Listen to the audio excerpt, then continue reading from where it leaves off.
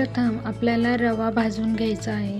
त्यासाठी आपला जेवढा गुलाबजामचा पाक उरलेला आहे त्या अंदाजाने मी अर्धी वाटी रवा घेतला आहे. कढई गरम करून त्यामध्ये तूप टाकून घेतले.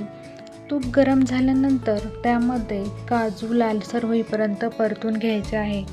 काजू भाजून झाल्यावर ते बाजूला काढून त्याचे तुकडे करून घ्यायचे आहे आणि त्याच तुपामध्ये रवा घालून कमी गॅसवर भाजण्यासाठी ठेवलेला आहे. रवा भाजताना मधून हलवत राहा म्हणजे तो एकसारखा भाजला जाईल.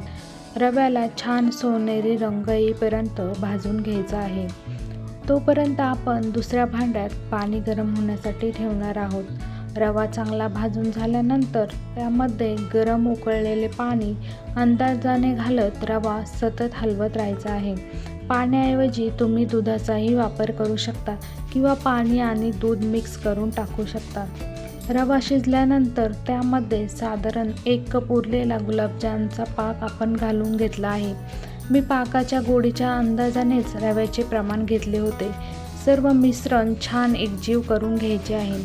यानंतर झाकण ठेवून साधारण 5 मिनिटे वाफ येऊन द्यायची आहे.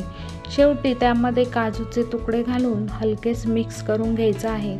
त्यानंतर खमंग, मऊ आणि स्वादिष्ट गुलाबजामच्या पाकाचा शिरा तयार आहे.